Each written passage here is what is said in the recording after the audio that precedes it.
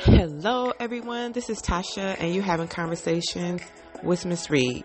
Tonight, we on the season finale of P Valley, season 2, episode 10, Mississippi Rule. So, I'm about to say first, I just got back from New Orleans from the weekend, partying for my birthday, guys. So this thing might be all over the damn place, but it was a damn good episode. So once I got back, I had to go to sleep. We've been up since 4 o'clock in the morning trying to fly back and forth. I am exhausted, but I had to watch this and I wanted to get it out before I start, watching my other favorite YouTubers do their reviews and everything. Cause P Valley is my favorite show. So, okay, let's go and get started, y'all. So, we start off with Andre, Autumn, and his wife, Brittany. So, they're arguing amongst each other while Autumn is standing, in the background watching this whole thing go on. And I'm sitting here like, okay, when you gonna just go ahead and bust it out and tell everybody, bitch, I'm pregnant? And Whisper said it might be twins. The gynecologist whispered. She said it might be twins. And so they standing there arguing and everything, going back and forth about, who cheated on who did this, who did that. And then Brittany gonna say, you go and find some light bright to fuck. And then Autumn said, hey, who the fuck you calling light bright? Shut up before I rip your your fucking lace front out. And I said, oh, okay, I know that's right. And that's when Andre yelled, like, Britt, just stop. And then she comes back and said, I guess I deserve it. And then he said, yeah, you fucking do. I mean, because do you not remember that you was sucking somebody's dick? But apparently the guy that she was messing around with, it must have been either a high school sweetheart, college sweetheart, or something like that. But she dated him before, and that's who her family wanted her to be with, and that's who she clearly was in love with. So they couldn't let each other go. So, to interrupt that, they going back and forth. Autumn, the crowd is outside of the house, and we found out, who won the mayor position. So Autumn go ahead and just walk on out because she interrupted them and saying oh, it's a crowd out there and stuff now. And Andre told his wife okay, since we've been putting on airs all this time and everything, it's time for you to put on a fake face now because we got to get out that dough and find out we didn't win. And so okay, let me see. And then they're out there chanting, Andre Watkins, he got next. But I'm like, no, he don't. No. And then before they go out, Britt do ask Andre, where did they go wrong? And he said, maybe before we got married. I'm like, well, damn. Well, I guess it's true, because if you still was in love with somebody else, I'm a firm believer in this. And it might be overkill on my part, but to me, I'm like, take your time from relationship to relationship. People shouldn't jump into relationships back to back. You're not giving yourself enough time to get over the last relationship, and you just constantly bringing hurt into the new relationship from the last relationship. For me, I feel like I fully have to have that person out of my system, because sometimes I feel like there's a period where you might still be unsure if you really wanted this to end, especially if you're still fucking each other. So, it's not fair to the new person to come in. And over the weekend, we were all talking about this stuff and everything. And I think it was my sister-in-law that said this. Well, one of my friends, I don't know, that if you can't afford to date, or you are not in the right you're not in the right mindset to date, you should not be doing that.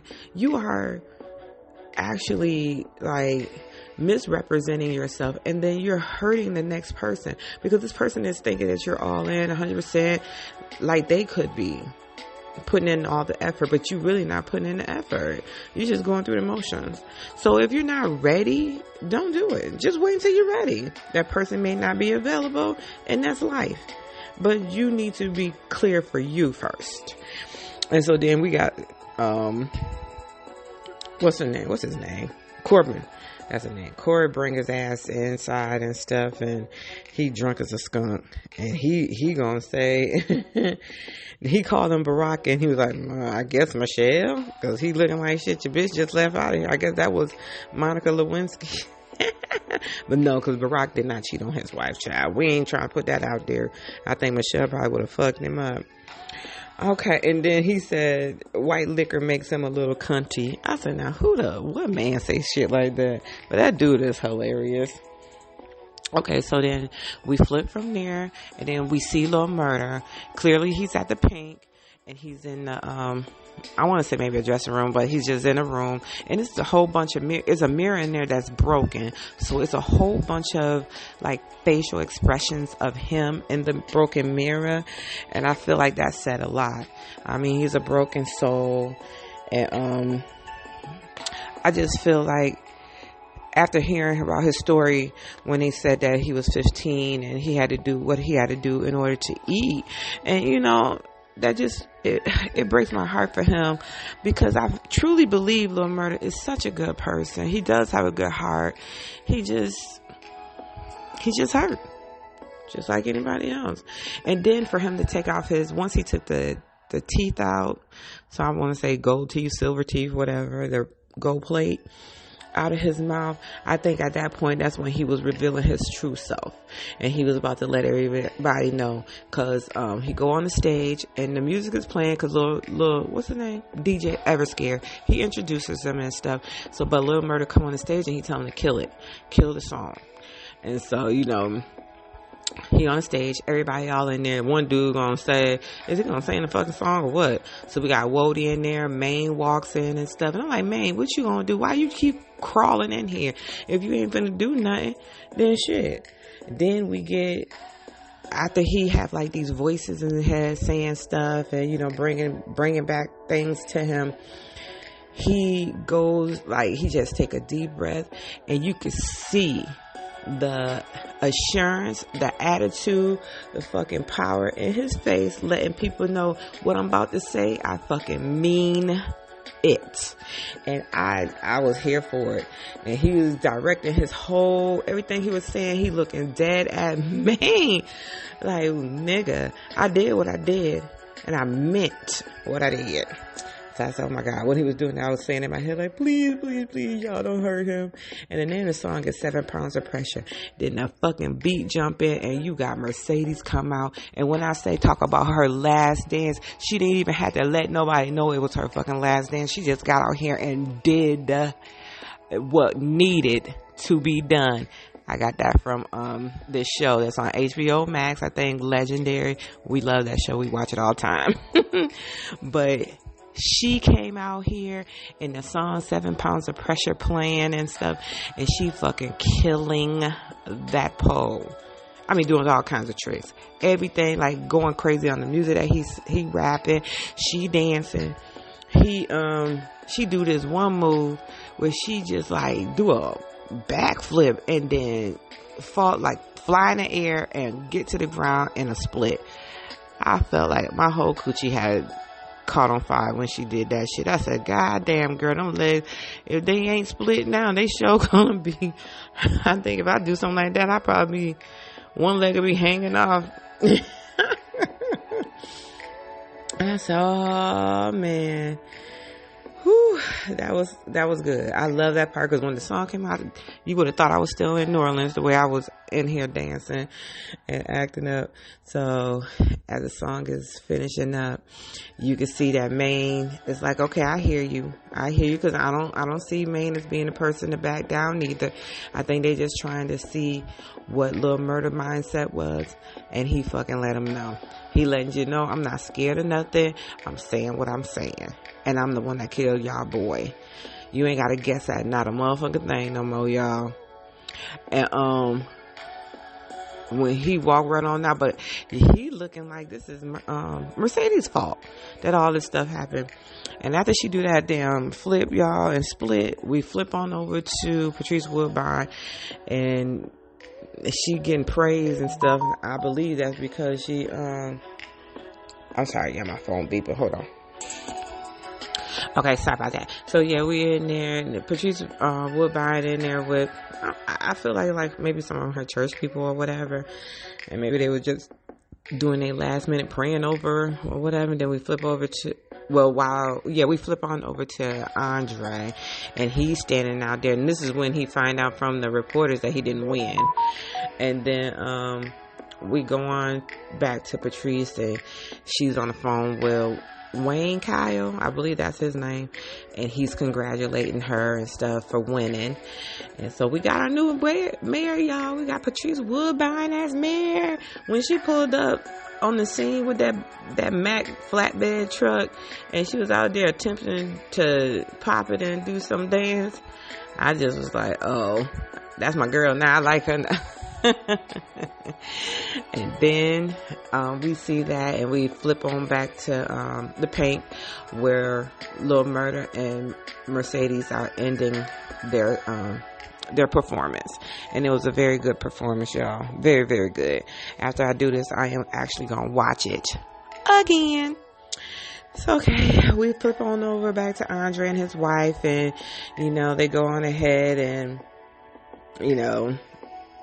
congratulate Patrice Woodbine for winning. And at this point is when he announces to everybody that he is moving back to Chucalissa full time and everything. And he's got his wife standing next to him and stuff. And I'm like, ain't no way. We got Autumn in the crowd and Corbin out there clapping for him and everything. But he's saying he's moving back, and he's going to open his law firm. And Autumn standing in the crowd looking like, well, damn. And I'm like, are you going to tell him? When are you going to tell him that you're pregnant? But whatever. And then we get into the dressing room where Lil Murder and Mercedes run in. They all excited and happy for, putting on a hell of a show, which they did.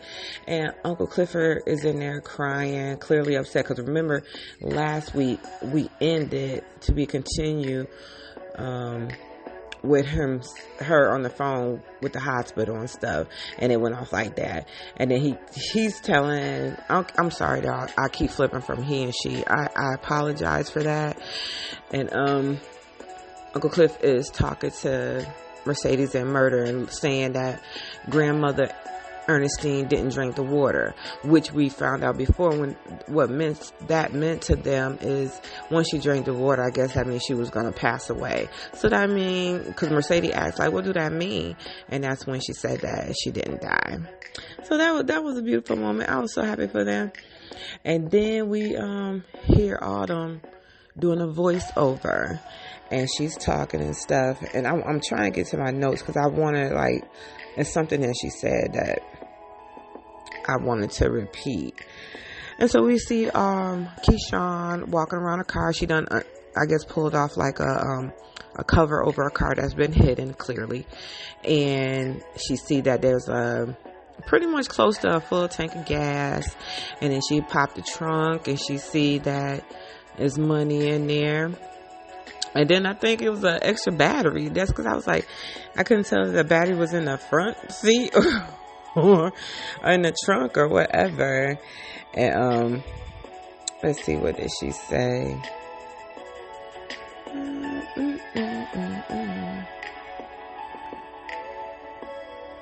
Okay, come on.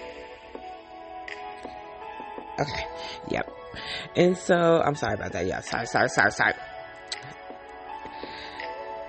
And we got Autumn still talking and stuff as she is, going through the car, making sure everything was straight.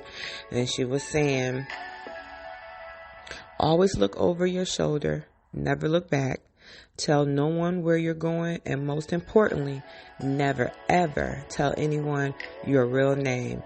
As in club, just like in life, they gotta earn it. And I said, I know that's right, shit. So then we, see a silhouette of a hand on the screen, and clearly when I saw it, because Uncle Clifford is the only one that wear them nails like that, and Uncle Clifford hand, and he started running his fingers down Murder back, who's laying on the stomach and stuff. But he seemed a little like his eyes was glossed over. I don't know if it's because he got banged out like crazy, or he was doing the banging, but I just feel like he has a lot on his mind.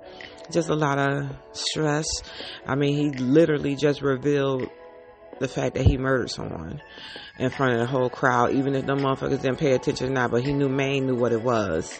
I'm so scared for him, y'all. What y'all think gonna happen for next season? Please don't kill Lil Murder. I love him. And so they laying in bed and they just talking and everything, and they Lil Murder letting Uncle Cliff know that he's getting ready to go back on tour, and she asks how long, pretty much, and he's like a Mississippi Minute, which I don't know what that means. And then she came back and was like, well, you know that sometimes that means it could be a lifetime.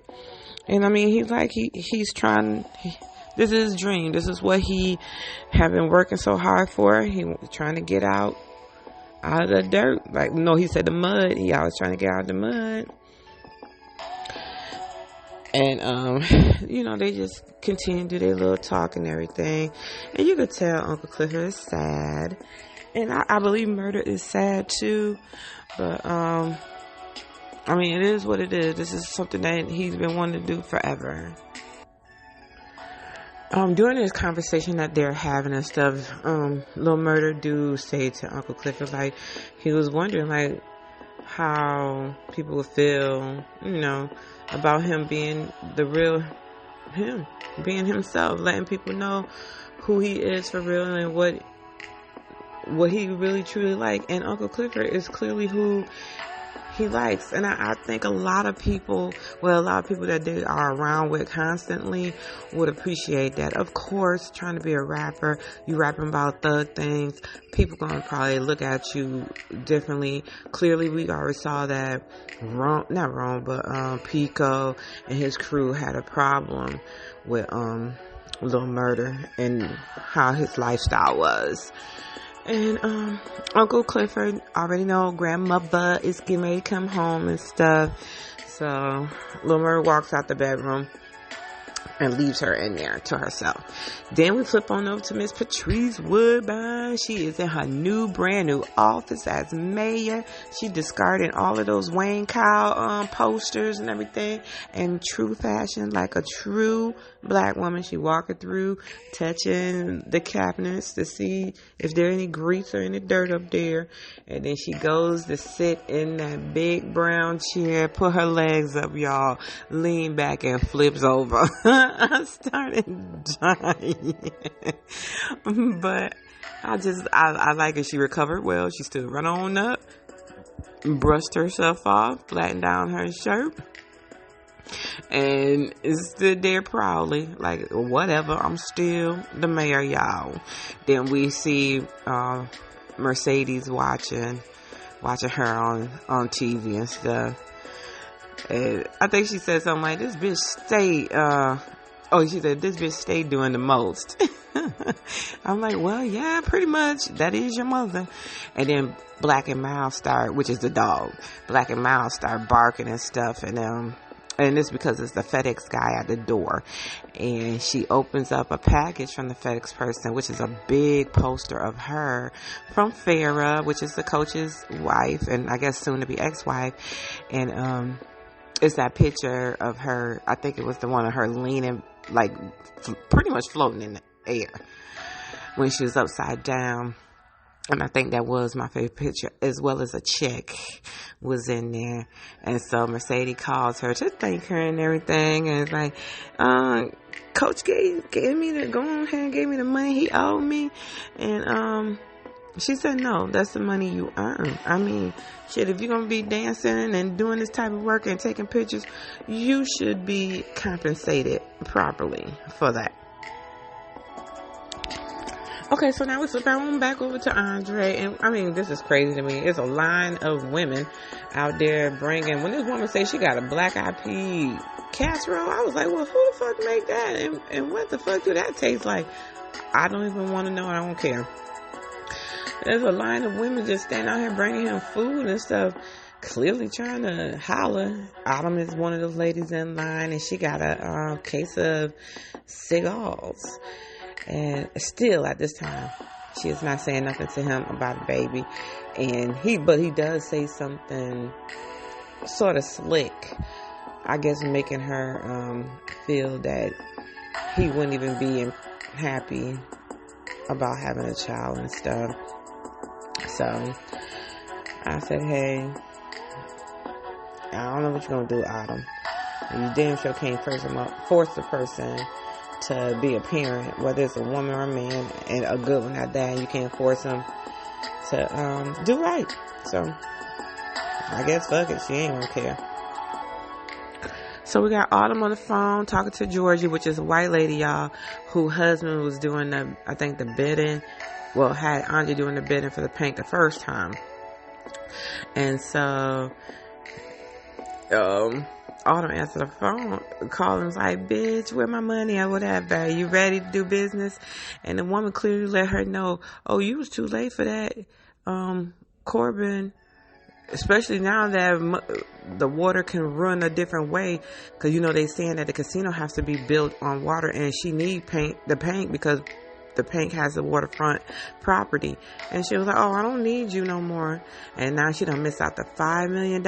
And she was saying, trying to be cocky, saying, oh, instead of the $10 million, I think I want $15 million. And the woman was looking like, oh, you should have took that $5 million when I was trying to get it. Bitch, you ain't getting nothing now, because the way Corbin set it up with the help of Uncle Clifford, now they can reroute the water towards his property, and then they can build the casino that way. So there you have it. Everybody on that side got what they wanted.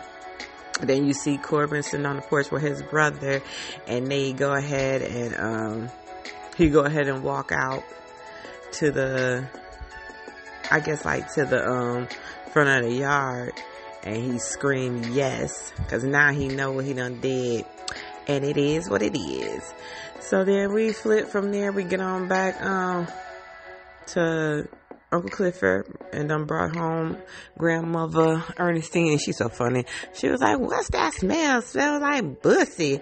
And I started dying because, since her grandson is, gay, he will be getting it in the butt. So she said instead of pussy, it smells like bussy, which is booty. And she fussing at him, and he fussing at her, whatever. And then we heard knock at the door, and it's Big L and Duffy and the guy, I guess, from Uganda or whatever that was helping, or Nigeria. And then Uncle Clifford was like, I thought I fired you, Big L. And Big L was like, you did, but I ain't here for you. Your grandmother hired me. And she just flussing and stuff, because she hired Big L to do some work for her at the paint so that she can have her own motherfucking party. And nobody thinking about Uncle Clifford and who she trying to fire and stuff. So I just died laughing. Cause I'm like, it clearly Big L and Uncle Clifford and grandmother been around each other for a long time and stuff. And then, of course, we get his mom back, coming to him in a vision or whatever, and trying to talk to him and stuff. And then he was trying to say something about, and then she told him that a virus killed her. So they didn't say what virus. So do y'all think it was HIV? What y'all think? Let's just keep it out there and see. I guess they might say at another time what it could have been. And now you got Keyshawn pulled up in a little shopping center, and Lil Murder walking to her with a bag of money and saying, this the money I owed you, so I want to give it to you and stuff. And then she let him know that she's leaving town and stuff. And he said, Shawty, your secret's safe with me. And she said, yours is too. So I'm really glad that, because she's not a bad person, just a little, I won't say dumb, just a little maybe naive. I don't know what to say, but she just a little bit of that, because she should have been on what Derek has and got the hell on. So we see Mercedes at her new gym, and she putting her pictures and stuff up. She got a pole in there, and on the wall it said "It Art." So, that's because of the photos of her and stuff, and she just learned, to appreciate art. And what she do is an art, shit. it takes a lot of body strength and, oh my God, so much. And these girls know they be doing a lot of work. And she started dancing on the pole herself and practicing. It sort of put me in the mind of, what was it? Was that Footloose? And her mother walks in. And so she's talking like, I thought this was supposed to be a gym. And what you doing with a pole, I guess she's trying to say, but people can work out using the pole too. So they talking and everything and, change little words back and forth. But, Patrice really pretty much came in and let her know that Shell had finally decided to go to rehab. And of course, somebody has to watch Terica. And so they brought the child to Patrice Woodbine to watch. But like she said, I already done raised my child. I'm not finna raise no 14-year-old child. And I think she saw fit at that time to bring Terica to her mother and let her mother be a mom finally and raise her. And she's standing there. That's when Terica is at the door and stuff. And she run into Mercedes and hug her and stuff. So I'm like, finally, because she do need this. Let's see. Okay, now what do we flip to next? And we see Uncle Clifford looking through like a photo album, and probably just reminiscing. I'm trying to think, like, was it because of some stuff that was about his mom in there? So,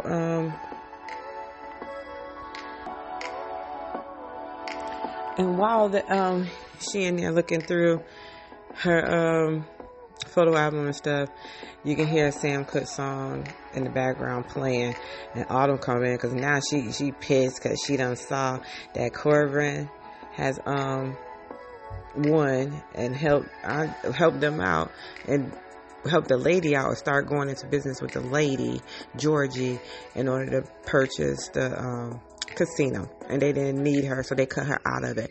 And Uncle Clifford, sorry y'all, I had some interruptions. Okay, so anyway, they in the office going back and forth with each other and stuff, and Uncle Clifford present her with a $250,000 check, like, here you go, bitch, I'm paying you back for what you bought the club for at auction. And she angry. She's like, this is not even half enough of what I've done for here. I need interest. And Uncle Clifford like, no, bitch, you better take what you can right now. And Uncle Clifford read her fulfill. And then she said, without me, she was like, that was my money. Without me, you wouldn't have it. And she said, without me and Mercedes, you will be fucking dead, which is the truth. And I'm saying, like, do you keep forgetting that these people stood up for you and did what they had to do to save your fucking life, and then you first off run out and shit? So you sometimes just can't help everybody out. And that's when Big L and Diamond is in the background, helping talk shit. And they look like, I said, where y'all been at? Cutting up stuff. They look like they got a butcher outfit on, or one of them outfits that they wore when, what's that movie? That show that I used to watch. Damn. Oh, God. Dexter. Just like what Dexter used to wear when he would be out there cleaning them, killing those people and then taking them back and cutting them damn bodies up. I said, I know that's right. And Uncle Clifford tell Autumn to get out before you throw her out the window. I said, well, goddamn, that shit would have been funny. I would have loved to seen that, because y'all know how much I don't like Autumn. So then we flip on over to Keyshawn at her, I guess her stepmom's house, because her sister was supposed to have the kids, and that was a part of the plan where she was gonna pick up the car, get enough money, pick up the kids, and then they was gonna leave. But that's damn stepmother came to the door and was like, I called Derek and let him know how cute the baby was and stuff. That one right there, she's gonna be beautiful, she's gonna have long hair. And I'm just sitting here like, oh my God, no you didn't. And sure enough, she called Derek. And she was like, Derek didn't know you had all them errands to run. And in order to help you out, he came and picked up the kids. And Keyshawn standing there looking at her fucking sister like, y'all dumb motherfuckers. So we don't know if Keyshawn told her sister prior to this that she was about to leave Derek and take the kids and all that. But I said, oh, God, here we go. And then so she rushed. Well, we see Andre at the jail, so I'm assuming he getting ready to go visit his daddy or whatever. He trying to call Autumn, but her phone keep going to, well, no, the phone keeps saying it's disconnected. So I guess she said, you know what, fuck that, I'm out. And then we get to Keyshawn and Derek's place, and Derek's sitting on the floor playing with the baby as he didn't just break the baby arm or dislocate the baby, oh my God. Dislocate the baby's arm and have obviously been punching him or something, and he got a bruise on his back. And so then Child Protective Services and a cop walks in, and she gives Keyshawn a piece of paper saying like, you were the one that signed him out at the hospital, right? And so you did this. And I'm sitting here because she's under investigation now for harming her children, and I'm like, that motherfucking Derek, he's sitting here about to put all the blame on her. So Keyshawn just started looking at Derek and the social worker, and just things in her mind. She could just hear all the negative things that have been said to her and everything. And she just lose it, y'all. Well, she should have been did this. And she attacked Derek, but she do it at the wrong time. She attacked him in front of the damn people. So it makes her look unstable and like she is the violent one, and her outburst, she's the reason why the kids are being harmed. And I'm just sitting here like, oh my God, Keyshawn. She lose it, and she start beating his ass there, and the cop slams her to the ground and arrests her. And I just said, oh God, child. So then we flip on over to Mercedes, and Terica just pull up, and Maine is across the street and stuff. And then she want to introduce her daughter to May. And then Terica looking like, hey, man. And Mercedes like, little heifer, take your ass on back in the house and stuff. And she up here staring at May. I said, uh-oh, she finna be just like, probably like Mercedes. Lord, it's about to be a problem. So Mercedes is just talking to Maine, and she all excited, like, you like what you saw last night and stuff. And Maine clearly got an attitude with her, and he was like, clearly you picked a side because you was out there on the stage with Little Murder and everything. And she like, yeah, I mean, my side is the paint. And she was like, I ain't think about them colors, the red, green, blue, and golds and stuff, or yellow, whatever. And she was like, everything last night to me was pink. And so he was like, nah, you showed a difference, Mercedes, that you was on their side. And so then he gonna say something like, you need to go tell that faggot or something like that what he gonna do to he said tell that faggot ass nigga to watch his back. And then she's like, you know, I'm talking to Uncle Clifford like that. He said, that ain't the faggot that I'm talking about. So I'm like, oh shit. But she's standing there just looking. I guess she putting two and two together. I don't know how people can't see that Uncle Clifford and Lil Murder like each other. At least if they ain't thinking about them fucking, then he walk away. And then we get to the paint. The strippers all sitting on the floor with the steps, listening to Whisper do another little chanting for everybody. And then Uncle Clifford come out there telling everybody, y'all can get out of here. Y'all ain't finna sit up here and infest this place with fucking COVID. And Roulette sitting on the lap of Duffy. So she fussed at them all to get back outside, which they have a nice little checkerboard dance floor, and everybody out there just a dancing. You got grandmother sitting in her queen chair with her little boyfriend sitting over there, hugged up all on her and making her laugh and everything. And I'm saying it's cute because shit, grandmother, she like that shit. But I love the outfit Uncle Clifford had on. It's a nice sparkly jumpsuit. I said, you go ahead, Uncle Clifford. No matter what. I don't know if I like this wig too much, but she always be looking fly. So I don't even care about that. Okay, let's see where we get on from there. Oh, then she peeped Uncle Clifford over in the crowd, just standing alone by himself and stuff. What the heck? I just love Ernestine because she just like, is that little murder? She was like, everybody listen up now. This is the best singer in the game. Oh, she could clearly see that she loved Little Murder, and how Little Murder just loved grandmother on top of loving Uncle Clifford. And then we got Mercedes walking in with Terica, and Uncle Clifford's like, wait a minute. You can't have your baby up in here. And Mercedes like, I know you ain't talking all them times with Mercedes, Mississippi Brain, her little baby's up in here and stuff.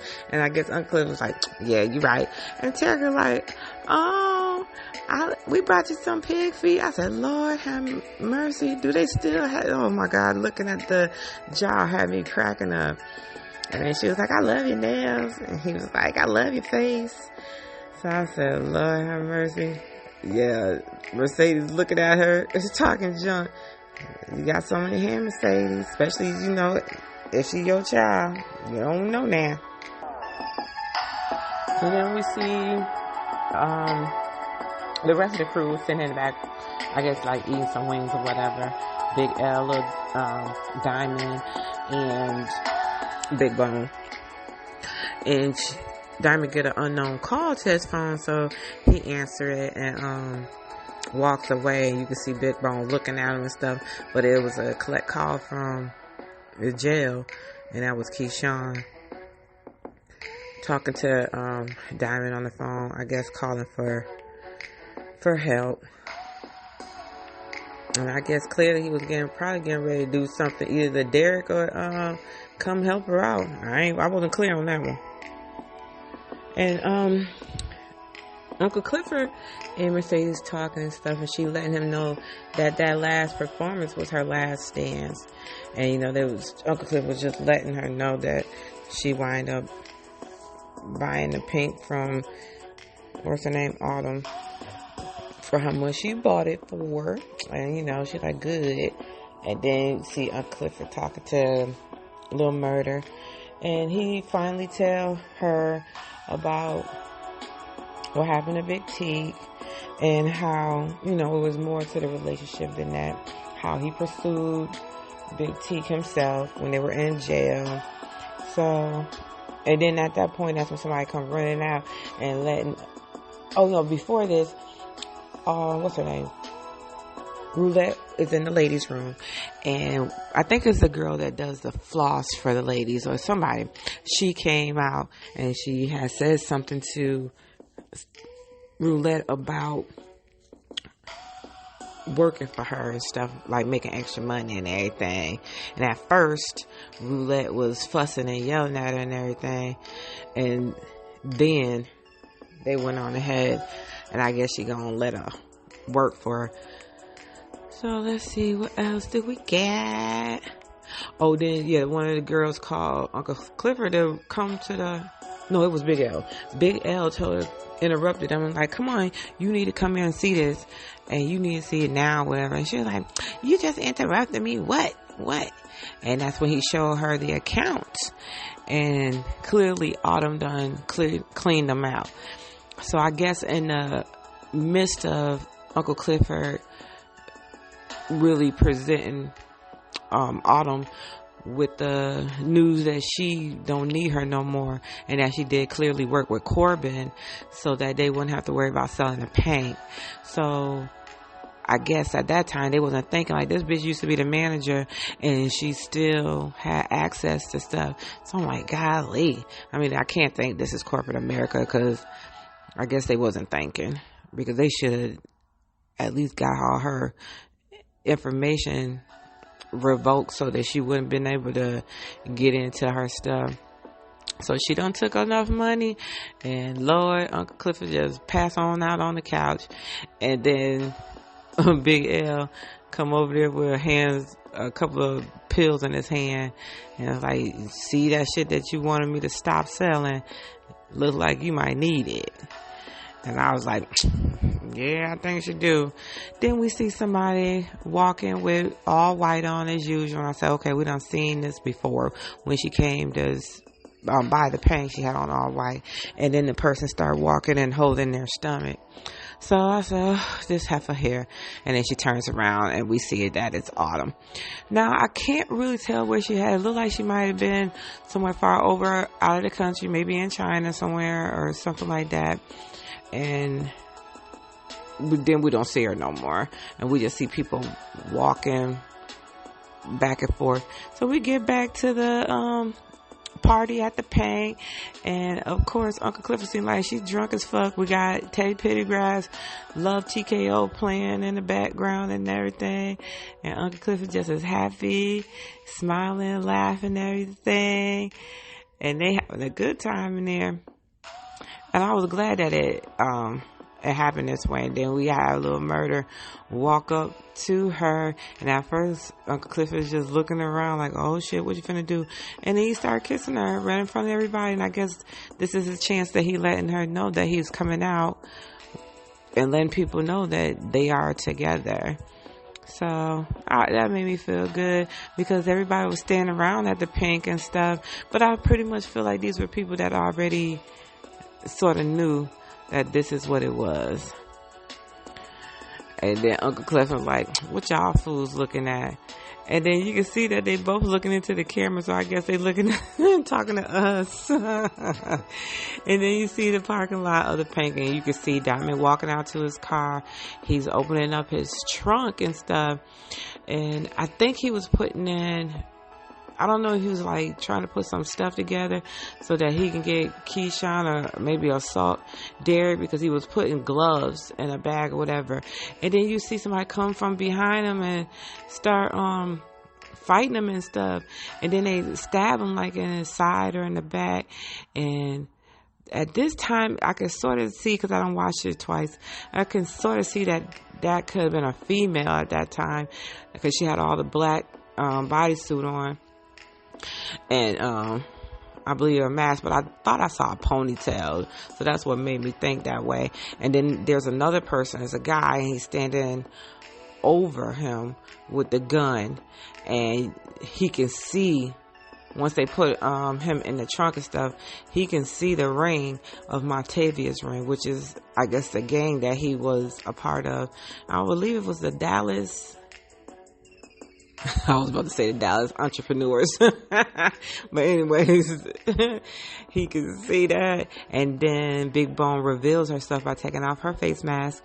And he looking like, ain't that about a bitch? And so the dude said, nah, this would be too easy. So he didn't want to shoot him and stuff. So I'm figuring like, oh man, they getting ready to fucking do something. So we done found out that Big Bone was a part of Montavious' crew. Either that, maybe her brother, I don't know.